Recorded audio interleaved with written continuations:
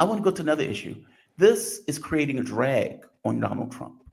And not, the tariff war is one of those things that is doing it, where the American public is like, Trump has lost his fucking mind. And he is hurting us.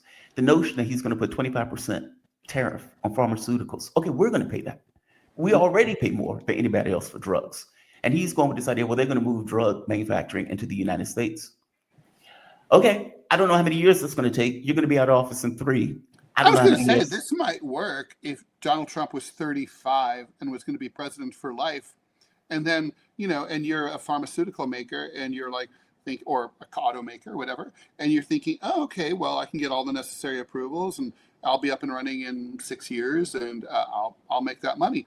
But that's not the case. Yep. Donald Trump will not be president in a few years. Even if he tries to stay in, he's going to die because he's 1,000,000 years old. Yes. So then, President Vance, let's say, is not likely to continue these policies. So if you're a capitalist, an entrepreneur who's thinking about looking at the landscape and say, is there an opportunity here for me to make money by manufacturing in the United States? The answer is it's too uncertain. You can't. It's just money. You can't. It's not emotional. I think Donald Trump. I think these policies would have been incredibly useful in the 1960s, 70s, and 80s to protect American jobs. I would have been all for them. It's just too late. It's gone. Those facilities are gone. I'm so sympathetic to his feelings when he's seen the same, boarded up factories that I grew up next to. It makes my blood boil with rage what happened. 50 years ago, he would have had. But there's nothing you can do about it now. You gotta this is what happens when an old man is president. He's not forward looking. He's not able to see what a different future could look like. 50 years ago, he would have had me. Yeah. Meaning when all of this started, if he would have said, I'm going to protect our drug industry, I'm going to protect this industry, I'm going to protect. Fair enough. That is not where we are. And the way the American political system runs, the policies that you're going to put in place are going to hurt a lot of people, and those people are going to vote all of you out. This is like when Democrats say, like, oh, we're going to protect unions. I mean, 8% or 7% of the public belongs to a union. Who cares? Unions are gone. Unions are dead. Unions don't matter anymore. Okay, you can protect those. I mean, but it's like, please protect those who are left, I guess. But it's not like what would be more important would be to protect ways for people to join and form unions. Exactly. I mean, people in white collar jobs who are not able to form unions. Agreed. 1,000% agreed. And government workers. Get rid of Taft-Hartley. There are a lot of people in my audience that believes that Trump is doing this for them. And as I keep trying to point out to them, you are going to be injured by this. And by the way, a drug company, if you break your knee, you need a drug, you're going to have to get the drug, whether it's 25% higher or 25% less. If you're on cancer, you're going to have to get that drug, whether it's 25% higher, 25% less. Right. I am highly doubtful that the pharmaceutical companies are going to be like, oh, he's putting 25% tariffs, so we're going to move. Drugs and medicines aren't typically one of those things that you can just opt out of. Oh, I'm just going to opt out of insulin. Okay, you can do that. Good luck with that. I don't know how far that's going to get you. Maybe you can use diet. But many of these things aren't things you can opt out of. It's not like I'm just not going to buy a car. It's a drug. You need it. And so the American public is going to flip when their prices go up, and B, as Republicans simultaneously put $20 trillion on the debt with voodoo math in order to make it look as if they didn't put $20 trillion on the debt. And we are paying for that, meaning we are going to have to pay those higher tariffs, even on things like tomatoes, where he's like, I'm putting 20% tariffs on tomatoes from Mexico. Okay, again, all of these are costs that we are going to have to end up paying. Not to mention he's in a trade war with China that he has no way to extricate himself out of. And now he's looking for other countries to lump together to help him to gang up on China when he's alienated all of the allies of the United States, many of which at this point are even looking to China for help. So the polling from CNN came out on Donald Trump up to this point. Oh, yeah. Precipitous, I'm glad you brought this up. Precipitous drop. Precipitous drop. I'm going to play the clip from the guy. This is CNN. This guy is very animated when he does the stuff. So, Is that Joaquin Phoenix? I don't. He looks like him, don't it? All right, I'm going to play the clip. God, I have such a crush on this woman. I'm sorry, I do. I don't even know her name. God, I think she's so attractive. She is the. I'm sorry. She's like younger, hotter Melania. I don't know. There's something about her. But we're being guys, and this is going to be considered misogynistic. So I'm going to go past this. Okay. I'm going to play the clip. This is Donald Trump numbers. Some of these numbers are disastrous.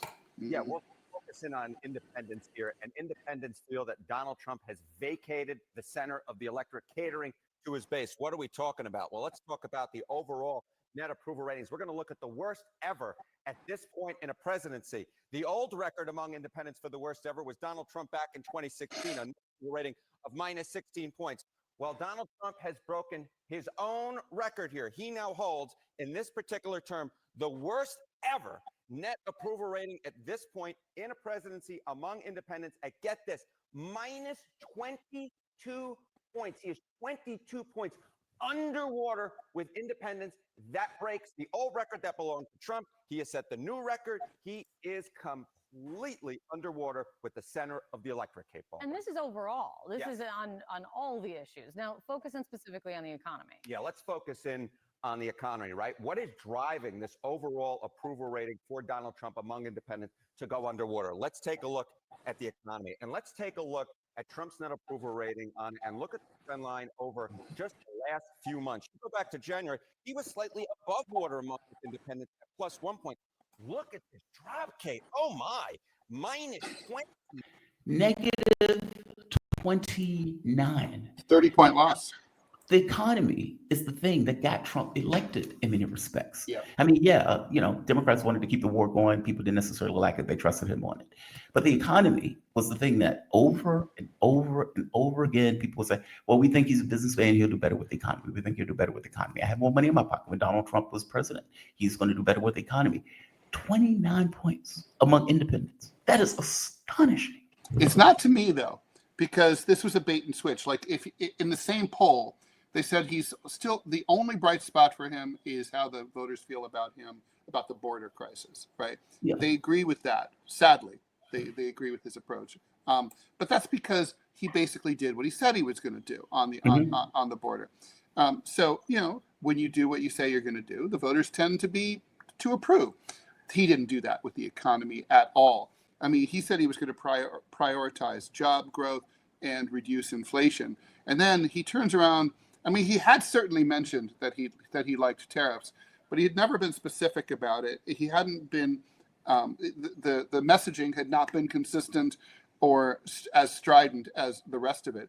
So people really thought this is going to be a war against inflation, and it's going to be a war for more and better jobs. And then the president seems to have lost interest in that, and and now he's off on his tariff war. And I disagree. But please, I'm sorry. No, please, I'm sorry. So it's a bait and switch, right? I mean, that's why people are so pissed. It's like, I voted for this. It's kind of like I voted for a steak au poivre, and and what the fuck are these fish sticks doing out here on my plate? I mean, it's like, get rid of that. If I'm the kind Donald Trump, in his mind, he may think he's doing just that. He does. He does think that. In his mind, work, but it's not going to work quickly. Exactly. Yeah. Exactly. And the voters, they have bills that are due quickly. Yes. When they are like, oh my God, eggs, I'm only getting one in a package for $20, right? Or I buy a pack of Doritos and there's like 4 in a huge bag of it, and they're like, what the hell is this, right? Yeah. When they go to the hospital, when they go to the store, when they buy products, and all that stuff goes up in price. And they're like, what the fuck is this? What is he doing? He's having a trade war with the world. That's what this is. That's exactly what this is. Yeah. It would be like if you elected President Bernie Sanders and then he didn't give a shit about Medicare. Right. Right. It's like, what about the minimum wage? Yeah, we'll get to it, right? Yeah, we don't care. Yeah, whatever. Later. he is going to wipe out the Republican Congress. That's my Oh, yeah. my prediction. I think He's that's going to right. he's going to wipe out the Republican Congress, and it's going to be the situation where people are like, "We didn't vote for this." You have people who are online now. If the Who, Democrats can successfully nationalize the election, well, that's they the catch. they don't have a Newt Gingrich in 1994 with a contract with America and all that stuff. But I He strongly, nationalized that election. That's hard to do in midterms because people aren't really voting based on they vote for their specific congressperson or their specific senator. I so disagree on this one because Trump is ubiquitous. Like when I'm doing my show, I try to look for, okay, what are the big stories? Mhm. He's everywhere. That's true. There's no way to get away from him. Like No. anytime he's on TV. I remember one time. I mean, it could be like 1974 after Watergate, with Republican. It was a rout, and every Republican lost, and it was just because, like what you say. I mean, people were just so pissed. They're like, I don't care. I'm voting. I'm pissed at the party of Nixon. So Yeah. it could be like that. Well, Totally. Democrats are going to say They're this going guy's to in lockstep with Trump, and they're going to go down the list. He's in lockstep with Trump. He's in lockstep with Trump, and for the most part, they are.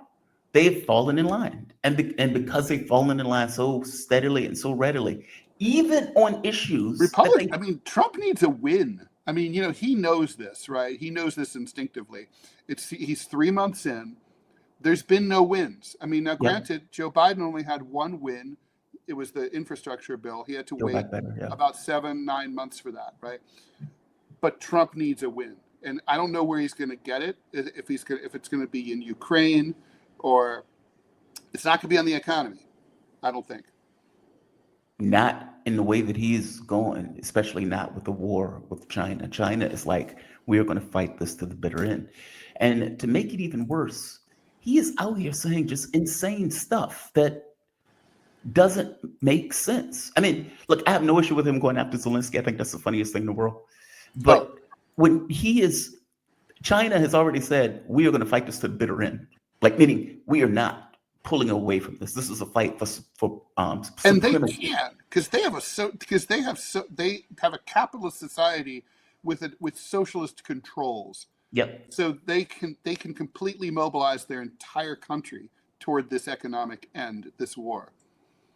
I was looking for the clip where he's in an interview, and in the interview, he's talking about tariffs, and he's right here. It's so whacked out. And the idea that he feels comfortable in saying this aloud is pretty astonishing to me, but about maybe it shouldn't be astonishing. 1870. El income tax? You're the only one that's asked me that. Oh, I deal with all these big financial geniuses. Nobody ever. There is a chance that the money from tariffs could be so great that it would replace. In the old days, about 1870 to 1913, the tariffs were the only form of money. And that's when our nation was relatively the richest. We were the richest. El income. What do I do with that? 1870, as if the economy today is somehow equivalent to 1870. And I disagree with him. I mean, if you're talking about when the economy was booming, you're talking about like under FDR, where there was like a 99% income tax rate on everything up to a certain point. And then after that point, they get like $1. Like, that is not, that is a whacked out take. Also, it ain't true. Okay. Yeah. So there was the Panic of 1893 that he's conveniently forgetting about, which was a depression that was bigger than the Great Depression of the 1930s. Worse, grinding, disastrous, catastrophic. So, and also, what's the difference really between our economy and, I mean, obviously, we have cars, we rode horses, if we had been lucky enough to have a horse. But I mean, there was still, effectively, there was Jim Crow. I mean, it was a completely different country, like much smaller. But I mean, the big difference is that the modern income tax that was created by Cordell Hull, future Secretary of State under FDR and during World War II, it turned the U.S. into a global powerhouse, right? It turned the U.S. as an exceptional, big imperialist power. That's from the income tax. It's like, you couldn't, there just isn't enough money pouring into federal coffers to take over the Philippines when you're, under with tariffs. And like, maybe, I mean, actually, you could argue that might be a good thing. But I don't think it's a good thing from Trump's point of view, right? Like, no, you're not going to find the money there. Right now, tariffs account for between 1% and 2% of all federal revenues, right? It's like, it's also a super regressive tax, right? Yep. So everybody pays the same, whether they're Elon Musk or they're Ted Rall. So, and like, the problem there is, as society the disparity between rich and poor increases, poor people can't afford to pay as much as they used to be able to afford. So, if we had a growing middle class, if that were not the case, you might be able to, go with a regressive taxation scheme, but you can't. There's just no, it's kind of like, Willie Sutton said, why do you rob banks? Because that's where the money is. Why do you tax rich people? Because that's where the money is. It's like, there's no money. It's like, this is just like, it's just not going to work. It's not even ideology. He just doesn't know that he's being poorly advised. And by the way, $36 trillion in debt, with $2 trillion in debt added on to it each year. Where like the tariffs wouldn't even pay for the $2 trillion in debt each year that that we're building up. I mean, like it, and yet he would say, and our interest rates are going to go up on that debt because of this tariff war, the weakened dollar, and the capital flight away from treasury bonds and notes. I mean, we've never seen a scenario where you have the stock market, the dollar, and T-bills and T-notes all falling at the same time. Normally, if there's an inverse relationship between those things. Right. People go to the treasury bonds when they feel something is going on in the world because they believe the U.S. is a stable actor.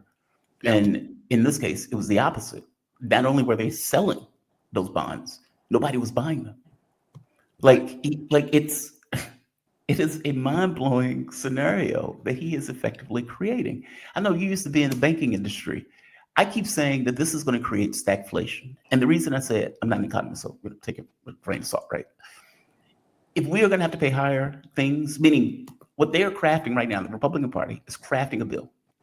They are trying to cut nearly $1 trillion out of Medicare. I think it was like $800 billion or some insane amount that they're calling waste and fraud and abuse, and the way that George Bush used to call torture enhanced interrogation, right? And they're doing that in order to give themselves a gigantic tax cut and enshrine the tax cuts that Donald Trump already had into law. So not only is he putting a largest tax increase from these tariffs on the American public that we've seen in God knows how long, at the very least in my modern era, they are giving themselves a huge amount of money simultaneously.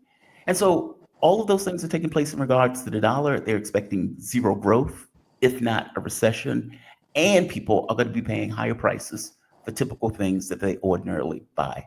This is, again, simultaneously with them giving themselves massive amounts of money. That is astonishing. That's mind-blowing. That is his policy. I agree. I just outrageous. I don't. Well, they can still turn it. They have time to turn it around. But they're not. But I don't see any hope for that because they have such a bunch of weird ass ideologues sitting at the table, right? I mean, There's no one.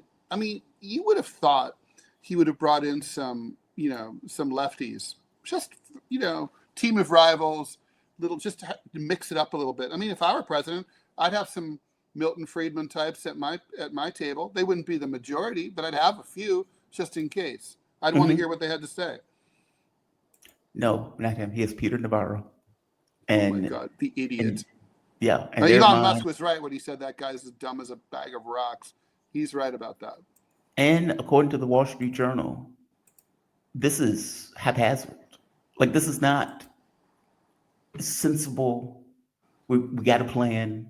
We're going into this. We know exactly what we're going to do. We've plotted. It's not that.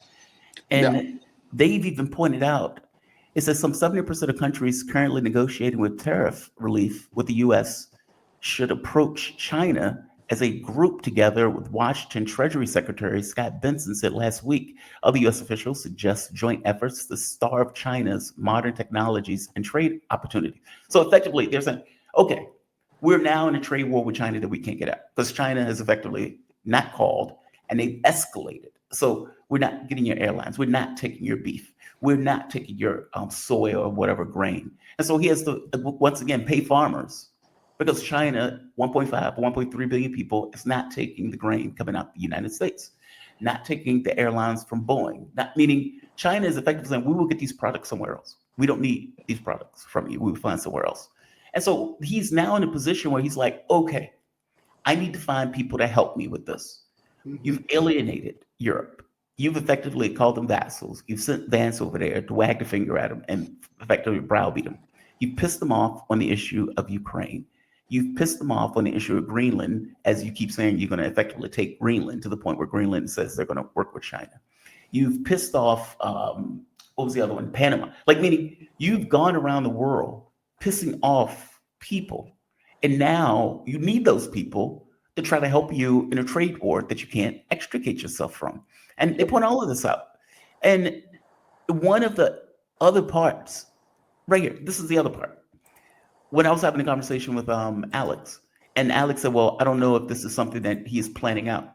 And I played this clip because I think this clip is damning. When Trump is being asked about this was, I think, last week. Listen to what he says here. This is just mind-blowing. Yeah, go ahead, please. Larger companies get hit hard in the market in 3 days during this 90 days. As time goes by, we're going to take a look. There are some that have been hard. There are some that, by the nature of the company, get hit a little bit harder, and we'll take a look at that. Yeah. Instinctively, more than anything else.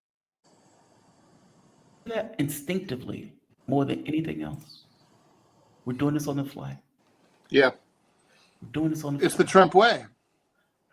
I know, Ted, but how do you get into a trade war that you can't pull out of? Well, Because I mean, the country is I think what's happened here, I mean, look, unfortunately, it's also two men, right? President Xi and President Trump, who both have sort of similar models, right? They represent themselves as strong men for large countries that feel aggrieved and disrespected over the years. And they, basically President Xi is the make China great again guy. And so, But he has. and he I mean, has. they pull like 800 million people out of poverty. Well, that's right. And they've built, and building on his predecessors, right? I mean, I think it reminds me a lot of like when you read about the build up to World War II, and Hitler's advisors said, hey, listen, Führer, I've been to the United States. You don't want to provoke them to get into the war. They're a sleeping giant, but if they go to war, their industrial capacity is unbelievable, Yes. and we will not be able to withstand it. Hitler had never traveled much, and he had never been to the U.S. He had no idea, and he didn't get it. He just didn't. He basically, once he went after the Soviets and the Americans, he bit off more than he could chew, right? And I think that's what's happened here. I know Trump's been to China, but I don't think he gets it. I don't think he understands that China is not the China of his childhood, right? Which was poor and backwards and in trying to recover from civil war. It's not those things anymore. It's an industrial colossus, and it's their world now, not ours. And I don't think he gets that. One last point. China has been aggrieved. Like the way that the U.S. talks to other countries, we talk down to them. Even Europe. When Vance goes, he talks to them like a child, right? These are grown-ass men. And even when he's telling them in the news, like, you guys need to not be vassals. We don't want you to be vassals. Okay, well, that means you're vassals. It's like, I don't want you to be something. It's effectively an indictment that you are vassals. When they're talking to China and they're talking from this imperial position, and China tells them, who the F are you? You're not the boss of me. Like, you're not going to treat me as if I'm one of your European colonies that you're, deindustrializing. We're equals. Full stop. Yeah, And you're not carving the Chinese melon like the Brits in the 1800s. Yep. Sorry, it's not. Those days are over. Ted Rall, political cartoonist, syndicated columnist, host of Too Much Information, TMI, with the great, the beautiful, the awesome Manila Chan, comes on at 10 a.m. Check him out immediately after this show goes off. Ted, man, I always appreciate these conversations. Me Again, too. Your historical knowledge is just fantastic. It's Be always safe. fun. Have a good one, man. Be safe. All right, take care, Jamal. Thank you. Ted Rall is fantastic. I remember, and I always think calling him political cartoon syndicated columnist doesn't do him justice. Like if you hear him, I remember on the radio station, and the first time he goes into historical context, and I'm sitting there like, whoa, we need to change his bio.